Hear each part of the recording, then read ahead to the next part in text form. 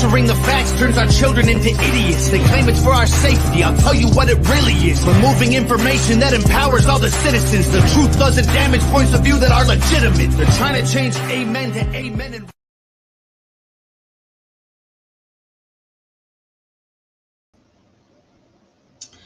all right. Good evening, ladies and gentlemen. I hope you're having a fantastic night. I got a smile on my face because this whole poll thing is actually kind of funny. We'll get to that in just a second, but we'll start with I'm having two fundraisers coming up. The first one, as mentioned in the comments, 6 o'clock on the 7th. September 7th at the Lucky Hatchet in Michigan City. We're going to have axe throwing. We're going to have some food there. We're going to have some fun. Now, Lucky Hatchet does have beer. You can order whatever you want. We're going to cover the food and the axe throwing. If you want to get drunk, that's on you. You can pay for that. No, I'm just kidding. It'll have a drink ticket or two. I'm not sure yet exactly how many. We're talking to the venue.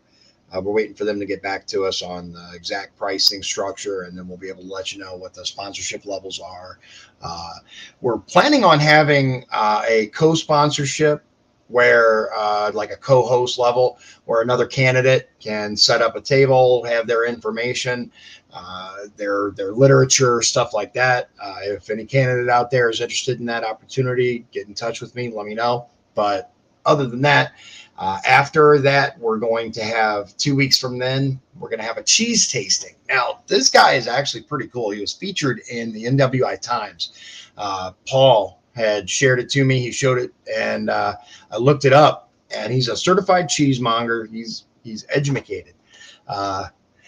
He knows a lot about cheese, and so he generally does like fairs and wineries and stuff like that. Now, I'm going to tell you, I really wanted to have this cheese tasting event at a winery, but we couldn't find one with adequate parking, right?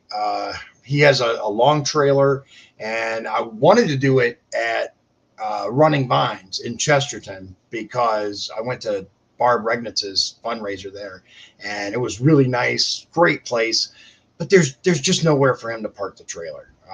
So we're going to do something else. We're going to have it at, we believe, the American Legion in Chesterton, and it'll be fun. I love cheese. I'm a cheese guy. How can you not love cheese? I know I have someone close to me who is anti-American and does not like cheese. I'm just kidding. You can like whatever you want. But so that'll be 2 weeks from then, which is the 21st. Save the date. It'll have various levels where you get cheese, you get a drink, you get whatever. I wanted to let you guys know the dates. I don't have all the particulars just yet because we're still setting up. We're getting venue information, pricing structure, but at least you can put it on your calendar and say, no, I really want to go to that. I wish you could be here too. This is my aunt. She lives in Louisiana, so it's a little bit of a drive for her to come up for some cheese or axe throwing. But anyway, so my wife, Liz, is the one who doesn't like cheese, but she does like goat cheese. So she's just weird that way. She's a unique individual. Anyway, so I wanted to talk about this polling that's going around. I was told by a couple of different people. So apparently there are two different ones that are going on, at least two, over the phone. The first one is I heard about in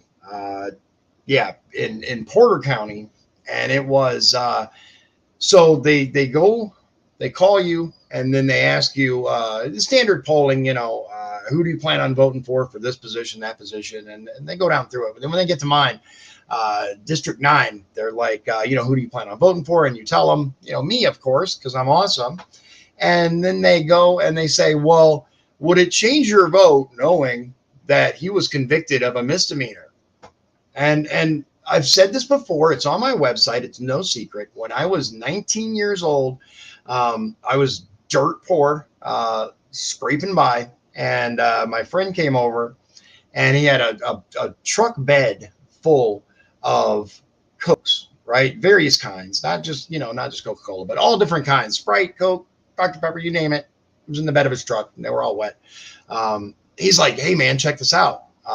Really long story short, if you spray salt water in the dollar bill slot of a Coke machine, now they fixed these. This was back in, the early 90s. If you spray salt water in the dollar bill slot of a Coke machine, it gives you all the Cokes and change, right? So you spray the salt water, the machine shorts out all the Coke. You hit the button and the Cokes will just drop out. You hit the change return, it'll just all the change, right? So anyway, when I was 19, yes, criminal damage to coin-operated vending machines was the charge, and I was involved. I didn't actually do it, but I was with a guy who did it. So same thing in the eyes of the law. I was actually convicted, and I did get sentenced to a year in county jail. Right? I did 6 months because it was 2 for 1, and yeah, I did that. 30 years later, here I am. I haven't been in trouble since. It taught me a lot of valuable lessons, like I don't want to be there. Since that time, I became a professional truck driver trainer for one of the largest companies in the United States. They won't hire you if you're a convicted felon. I was also a correctional officer at Indiana State Prison. As you may or may not know, they have a very strict hiring process, and you can't be a convicted felon and work there. So the second version of said poll goes out to apparently those living in Michigan City, and I was told this by a Michigan City resident. And it says basically the same thing, but then when they get to my race, they say, does it change your vote knowing that he spent a year in prison? Now, I want to be very, very clear. The only time I spent in prison was as a correctional officer. And it was a lot longer than a year. This reeks of desperation. And bear in mind, this is from the party that says people should be forgiven, right? Past transgressions are just mistakes. And, if you're caught in a hotel room with hookers and blow, that is just okay. That's just a way to forgive, right? That's perfectly all right. I will tell you from personal experience that a little bit of salt water in a Coke machine does not hookers and blow make. My son's over here really, really excited about the fact that I actually said that. Look, the reality is these people are desperate. They are exceedingly desperate because they know that the American public, Hoosiers, Americans in general, are tired of the failed economic policies, the failed targeting of Americans, the failed targeting of parents who are unhappy with school boards. I could go into a whole tangent about the weaponization of agencies like the FBI, the ATF, things like that. But in short, we desperately need people who understand the realities of day-to-day life in this country. I'm dirt poor. There was a time in my life where I was homeless. There was a time in my life when I had to beg restaurants, places like Domino's and Burger King, if I could have their throwaways. I'm not ashamed of that time. I learned from it. I became a much better person. I became a much more focused person. And today I'm a moderately successful individual running for public office. Not ashamed of any of that. It made me who I am. And I think that there are very, very few people, especially in political office, that have personal experience with both sides of the criminal justice system, that have been the target of charges and that have been on the other side of the bars, ensuring that those convicted criminals are not out terrorizing society, that they're locked safely away so that you and I can sleep at night. Correctional officer's job is very, very difficult. It is dangerous, and they don't hire convicted felons. It does, though. It makes me laugh because when I heard about it, I'm like, wait, what? And I have no reason to doubt the people that told me these polling stories. There's no reason for them to make this up. So when they told it to me, I laughed, I chuckled, and I said, are Are they that worried? Are they that concerned that someone running for office is going to beat them, and they may have to admit that maybe all the rhetoric for all these years of helping people and being on the side of the poor and all of that was simply that, just rhetoric. I don't know about you, ladies and gentlemen, but I look at District 9 and I see so much potential from Chesterton all the way to east of Michigan City, almost to Hudson Lake, is the breadth of District 9. And you look at the position that we are on the lakefront and the vast area. You know, I'm going to tell you something. A lot of people don't know this. The general public. When you drive truck, one of the most important things is your location, is where you live, because it's directly correlated to how often you can be home. If you live in, let's say deep rural Tennessee or even Indiana, far away from major cities, you're not going to get home that often because it's hard to get deliveries that go past your home and that aren't too far away. Excuse me. One of the things that makes a Michigan City, Chesterton, Northwest Indiana area so phenomenal is its proximity to not only major cities such as Chicago, Indianapolis, Detroit, but the fact that we are on major transportation hubs, I-94, 90, 80, 65, all of these interstates. It is nothing to go 20, 30, 40 miles out of route to go home when you're on your way from Chicago to Detroit or Chicago to Indianapolis or Indianapolis to Detroit. Michigan City, Chesterton, the Pines, Beverly Shores, all these areas are in a absolutely phenomenal place for transportation hub based economic development. Now, we have not seen any true quality careers come to this area, and I don't know when. Now, there's talk of this new company, this Fortune 500 company that's going to be opening up in Michigan City. The rumors are that it's Amazon. I am not a fan of Amazon, but I'm going to tell you, I know some people who work for Amazon, and if you work in the office, you got it really good. We've all heard the horror stories of the people who work in the warehouses, the distribution centers. I would like something a little more permanent, a little more long-term, good pay, quality insurance, benefits, things like that. Doesn't mean we don't want Amazon here. I think I'd love to see more not service-based jobs in the area. We have plenty of service jobs. We've got Taco Bell, we've got McDonald's, you know them all. I want to see some more quality careers, for lack of a better term. We don't see any economic development coming up here. We've got this double track project, which, if any of you have been watching my videos for any length of time, you know how I feel about that. We have $1 billion that has gone to contractors from out of state in order to build these. It's going to cut the city in half. The general public has made their feelings known, but no one seems to listen. So we have what we have. I do hope, though, that in the process of expanding for this, that people take the time to understand that a lot of times city planners and other boards, regional development commission, things like that, they're a little out of touch with the average voter in the area. So I hope we can fix that. There was a thing today for the Democrats here in Michigan City, and it was to kind of fire them up and get them excited about this election and get them out there knocking doors. And we watched a little bit of it. Somebody did a live, and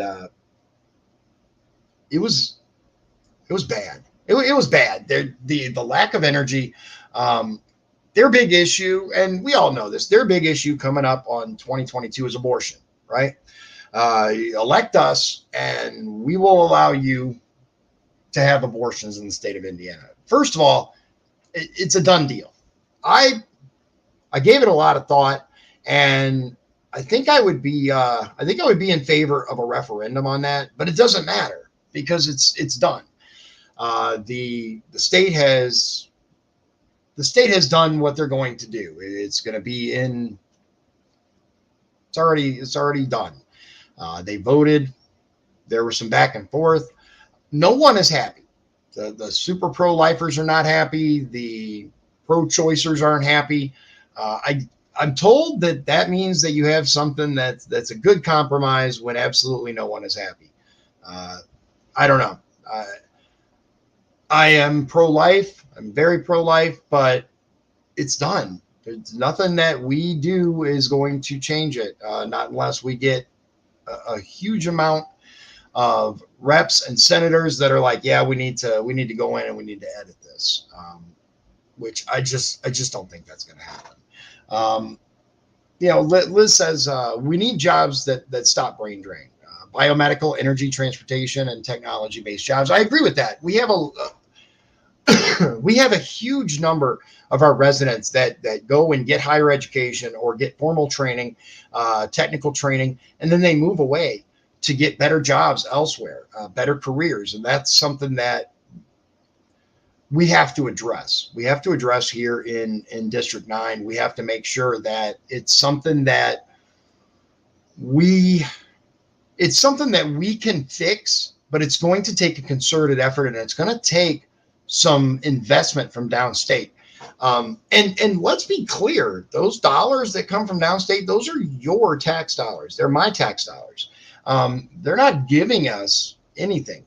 But unfortunately, while we have the leadership that we have in District 9, we're not going to see that here. Right or wrong, the Republican supermajority is not going to give Democrats a win in this area, which is why let's try something else. What do you have to lose? Let's get a Republican in, me, who is willing to work with the Republican leadership, and let's get some investment up here. Let's get some money up here.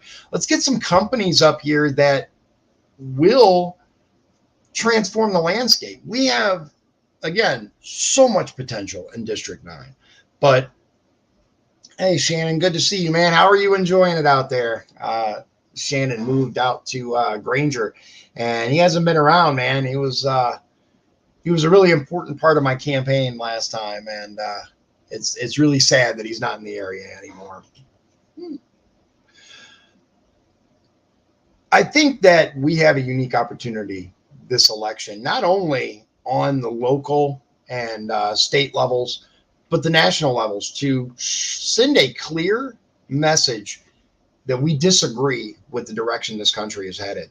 And local politics are the single most important thing. Those are the things that influence and affect you on a day-to-day life. Look at your commissioners, look at your county council, your city councils, and your state reps. I have some more stories about the incumbent that I'll be sharing as we get closer, but I want you to really, really ask yourself, if you live in District 9, is your representative accessible? Do they respond when you have a concern? Do they listen? Do they enact the necessary changes that you want enacted? And I don't mean, do they show up to photo ops, and do they send you a form letter when you write their office? I mean, do they care? Do they actually communicate with you? Are they the kind of person that you can pick up the phone or get on their Facebook and say, hey, I have an issue with this. What are you going to do about it? And they say, thank you for reaching out to me. Tell me more about your issue, and let's see what we can get done. That's my goal. My goal is to be that type of representative where you can say, hey, man, I may not necessarily agree with what you say, but I do believe that you're willing to listen to me. And that's kind of been the goal of this whole this whole podcast thing that I do, to show you the person that's kind of behind the campaign. A lot of times we see especially, big money campaigns. We see these slick campaigns and these cool campaign ads. And we see these people that look phenomenal. They look like these people that, oh yeah, that guy's got my back, or that woman's really going to fight for me. I want to show you the person that's behind the campaign, the day-to-day life, the things that I do and the things I care about. And I want to show you some other candidates that are out there. We've kind of gotten into some candidate interviews. And I think you'll learn a lot from watching someone interact with another individual, right? I want to get more of these conversations going. Anyone who wants to come on the show and have a conversation, even if you disagree with me, heck, especially if you disagree with me on certain things, let's have that. I think it's a great opportunity to interact. I think it's a great opportunity to have the public learn where we stand on different things. So we have a potential interview coming up with Manny Maldonado. He's running for District 10, which is just to the west of District 9. Funny how that works. We haven't been able to lock in the date just yet, but we're working on that.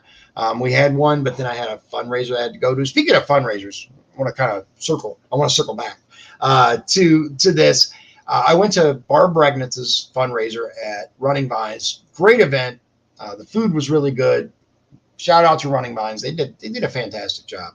And I also went to Mike Rosenbaum's, which was a bourbon tasting. If you pay attention to my page, I talked about it a little bit.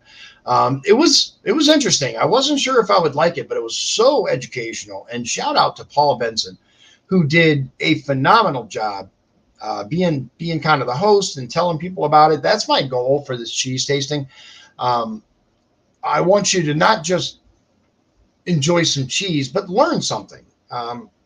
The guy seems to be very, very educated and a lot of expertise in cheeses. Right now we're talking about maybe 5 different wheels of cheeses to try.